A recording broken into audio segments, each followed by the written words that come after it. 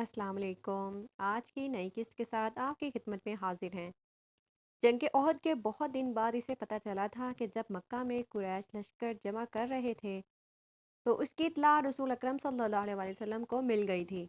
और जब ये लश्कर मदीना के रास्ते में था तो रसूल खुदा को इसकी रफ्तार, पड़ाव और मदीने में फासले की इत्तलाएं मुसलसल मिलती रही थी। आप सल्लल्लाहु अलैहि वसल्लम को लश्कर के मक्का से कूच की इत्तला हज़रत अब्बास ने दी थी। कुरैश के इस लश्कर ने मदीना से कुछ मील दूर कोहे ओहद के करीब एक ऐसी जगह कैंप किया था जो हरी भरी थी और वहाँ पानी भी था। खालिद को मालूम न था कि मुसलमानों के दो जासूस इस लश्कर की पूरी तादाद देख आए हैं और रसूल करीम सल्लल्लाहु अलैहि वसल्लम को बता चुके हैं। 21 मार्च 625 ईस्वी के रोज़ रसूल करीम ने अपनी फ़ौज को कूच का हुक्म दिया और शेखैन के नाम एक पहाड़ी के दामन में जा खैमा जन हुए। आपके साथ 1000 प्यादा मुजाहिदीन थे, जिनमें 100 ने सिरों पर ज़िरा पहन रखी थी।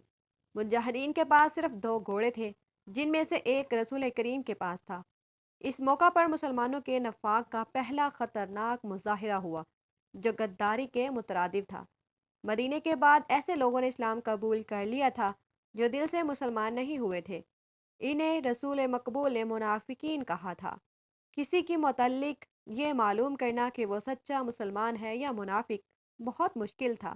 जब मुजाहिदीन मदीने से शेखैन की पहाड़ी की तरफ कूच करने लगे तो एक बाअसर आदमी जिसका नाम अब्दुल्ला बिन अबी था, रसूलुल्लाह के साथ इस बहस में उलझ गया कि कुरैश का लश्कर 3 गुना है, इसलिए मदीने से बाहर जाकर लड़ना नुकसानदेह होगा।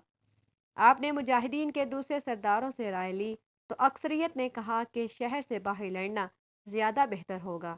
आप अब्दुल्ला बिन अबी के ही हम ख्याल थे, लेकिन आपने अक्सरियत का फैसला कबूल फरमाया और कूच का हुक्म दे दिया।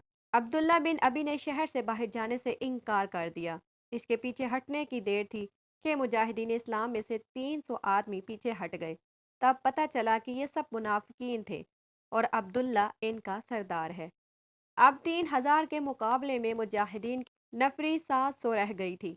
रसूलुल्लाह दिल बर्दाश्त ना हुए और 700 को ही साथ लेकर कोहे ओहद के दामन में शेखैन के मुकाम पर मुजाहिदीन को जंगी तरतीब में कर दिया। खालिद ने एक बुलंद टेकरी पर खड़े होकर मुसलमानों की ये तरतीब देखी थी तो उसने अपने सलार अबू सुफियान को बताकर अपने दस्ते की जगह तय कर ली। रसूल अकरम सल्लल्लाहु अलैहि वसल्लम ने मुजाहिदीन को कमोबेश 1000 गज लंबाई में फैला दिया। पीछे वादी थी, मुजाहिदीन के एक पहलू के साथ पहाड़ी थी, लेकिन दूसरे पहलू पर कुछ नहीं था। इस पहलू को मजबूत रखने के लिए रसूल करीम सल्लल्लाहु अलैहि वसल्लम ने 50 तीर अंदाजों को करीब की एक टेकरी पर बैठा दी। इन तीर अंदाजों के कमांडर अब्दुल्ला बिन जुबैर थे।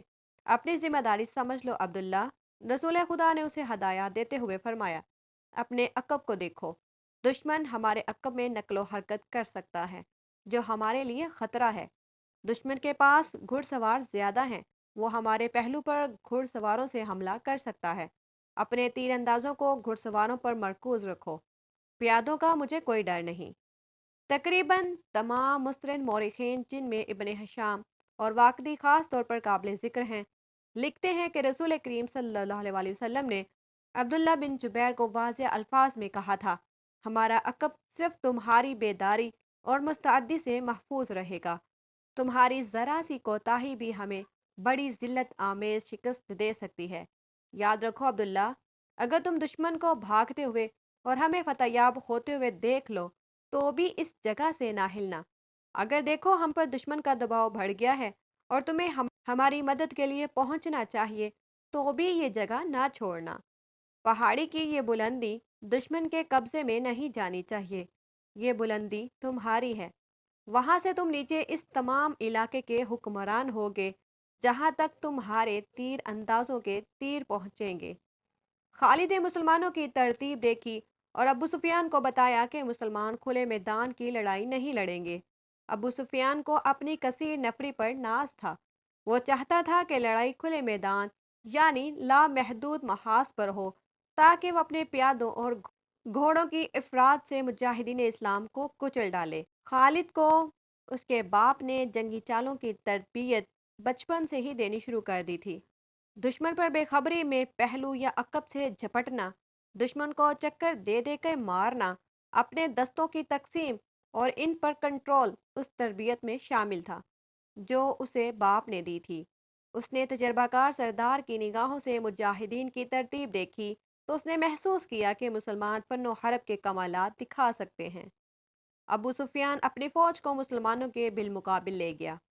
इसने घुड़सवारों और मुसलमानों के पहलुओं पर हमला करने के लिए भेजा। एक पहलू पर खालिद और दूसरे पर अकरमा था। दोनों के साथ 100 घुड़सवार थे। तमाम घुड़सवारों का कमांडर अमर बिन आस था। प्यादों के आगे अबू सुफियान ने 100 तीर अंदाज रखे। कुरैश का परचम तलहा बिन अबू तलहा ने उठा रखा था। इस जमाने की जंगों में परचम को दिल जैसी अहमियत हासिल थी।